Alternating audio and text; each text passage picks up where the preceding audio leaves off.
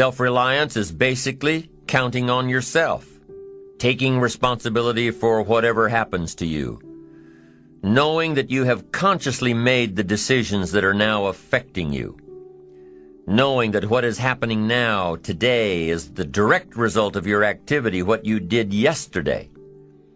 Now, being self-reliant doesn't mean you can't work with others or trust others. Self-reliance means counting on yourself, trusting yourself, being confident with yourself, being responsible to yourself, trusting your own instincts, trusting the conclusions that you have developed from your study of experiences and philosophies, taking the credit that is due you, learning from the mistakes that you have made, being self-reliant.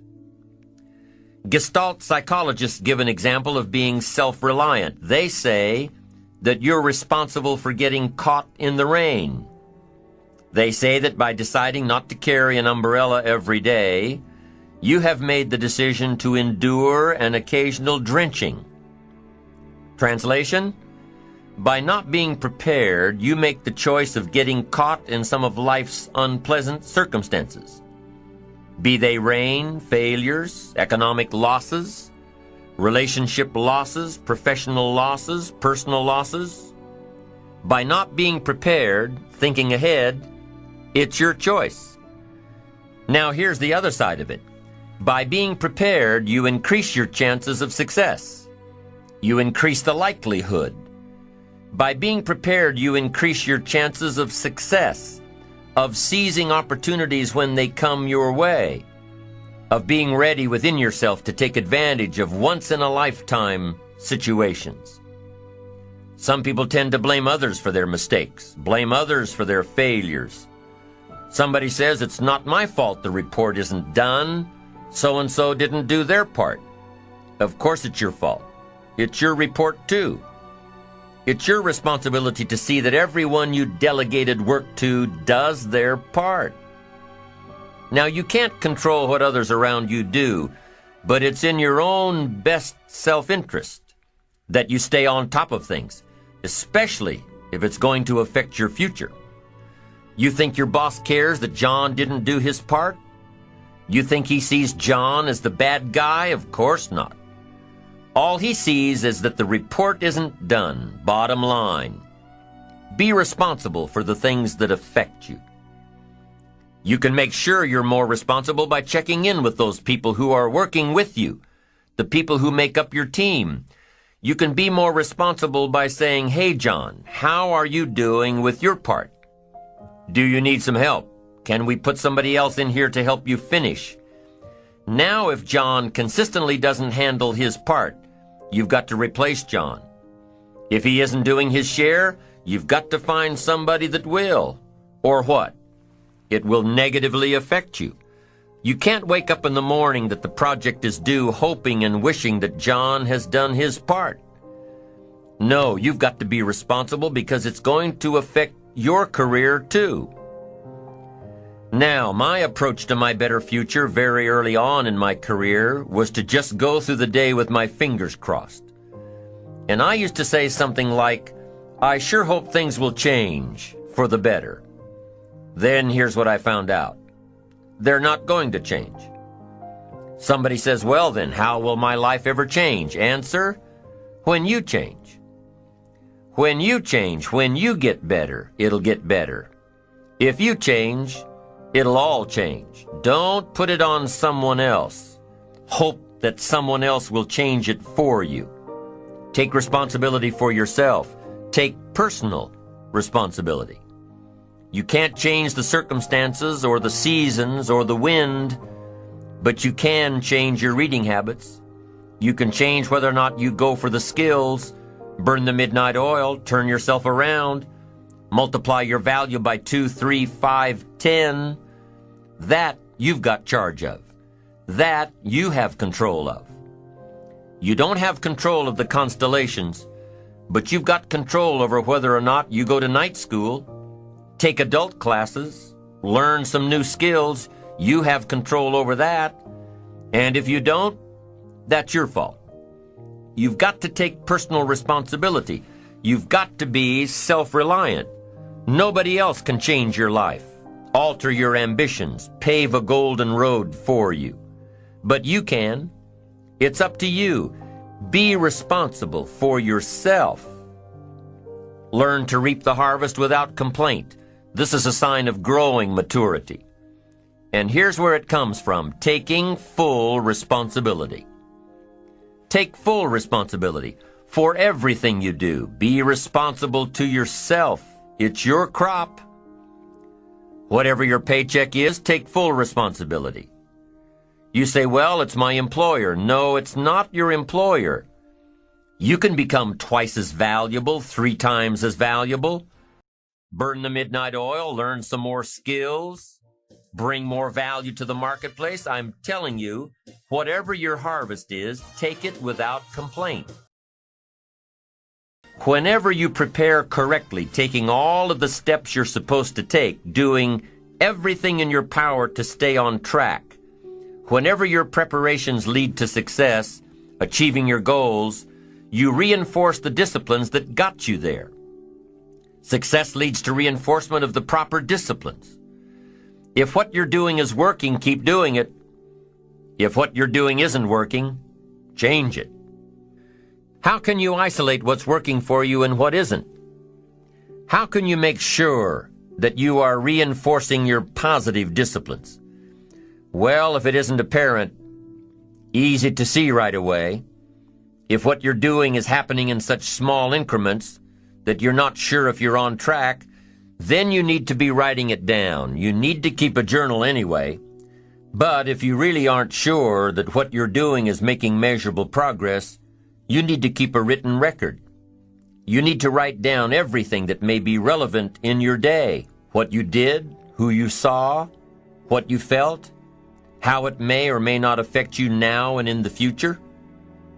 The best way to track your activities of the day is to write them down. The best way to track your activities of the week is to write them down. The best way to analyze your progress through the year is to have written it down. Why? So you can look back on it. Because by keeping a written record of your life, you will be more accountable. By putting into writing the action steps that you have planned, you will easily see what works and what doesn't. Most people just try to get through the day, never writing anything down, never keeping track of their progress along the way, never really knowing if they are doing all they can to reach their goals, to drive their ambition. But gifted people learn to get from the day.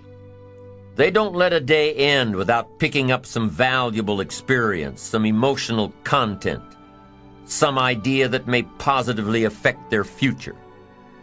To get the most from a day, to learn the most from a day, you need to be able to reflect on the day. And how can you reflect on a day unless you record it in history? How can you possibly reflect on a week unless you can look back and analyze it? How can you learn from past mistakes and bask in the past successes unless you write it all down? There's something magical in writing out a problem. It's almost as though when you start writing it out, you start figuring out ways to make it work. Perhaps the magic is that when you write it down, you can now be objective. You can start to see objectively where you fit into the picture. You can start to see if you are being responsible, if you are being self-reliant. You are pondering it. You are trying to figure it all out. The fact that it is now on paper actually creates a space between you and the problem. And in this space that you have created, now solutions have room to grow. You see, writing about events that occur helps you to understand exactly what is happening. When we describe life to ourselves only in our minds, our imaginations tend to feed back false information about how things are, distorted information. Sometimes our creativity can create scenarios that really don't exist at all, if we keep the information just in our mind. But by writing it all down, we now can become more factual, more accurate, more realistic, more logical. And then as we reread what we have written, we create a new picture in our mind. And once we see things as they are rather than how we think they are, we can see our way to make them better. It's all part of being responsible. It's all part of seeing things objectively in order to fully understand the steps that we must take to make things better. Let's take a few minutes to talk about the importance of knowing yourself enough to be your best cheerleader. You know, when you thought you were doing what you were supposed to do and were misinformed, the times you thought you had it all laid out and it just didn't work, the times when you burned the midnight oil day after day and it didn't seem to help, it didn't seem to change the end result. These are the times that you have to rely on your own self-encouragement. And there are two ways to use self-encouragement. Number one, take responsibility for the missed opportunity or the misrepresentation. Learn from the fact that even though your client wanted it one way and you presented it the right way, it didn't work. Be prepared for the letdowns that happen every so often. Know that this lost opportunity just sets you up better for the next one. Realize that you can make the necessary alterations next time. Make the changes that will make the difference. Study your mistakes and learn from them. Don't dwell on the mistakes. Acknowledge them. Learn from them. Encourage yourself that you're smarter than your bank account leads you to believe. The second way to use self-encouragement, remind yourself that you're bound to get better. Don't get down on yourself. Don't beat yourself up. It's the next opportunity that matters, not the last one, the next one. Now, the last one matters only in that you must learn from your mistakes. But the next one gives you the opportunity to show that you have learned from your mistakes. You can do it better next time. You just have to practice, practice, practice. Keep trying. Keep trying until what?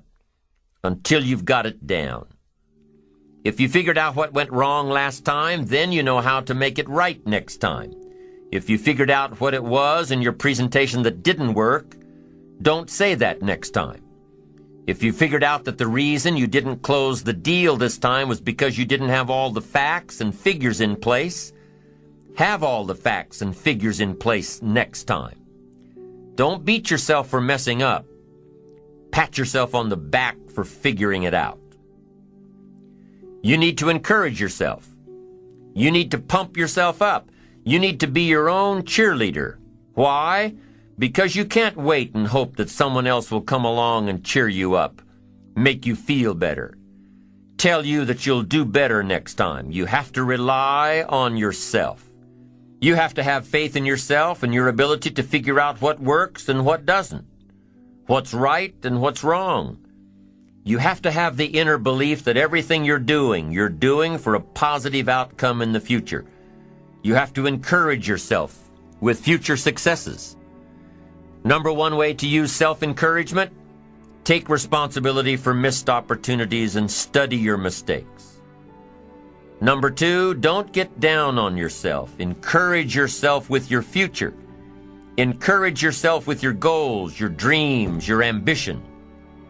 Knowing that you've got a plan, knowing that you're taking the right steps, knowing that you're going to do it until. When you miss an opportunity, are unprepared for an opportunity, or suffer a setback while realizing your goals, when you miss out, you need to encourage yourself by immediately getting back into line. There's an old cowboy saying, fall off a horse 7 times, and you're a real cowboy. If you fall off a horse, get right back on. If you fall off track, get right back on. If you fall away from your disciplines, get right back to them. If you fall out of habit, get back into the habit. If you fall off, get back on. If you fall off the horse of habits or disciplines or progress. If you fall off the horse, get back on. It may be hard, it may be a bit frightening, but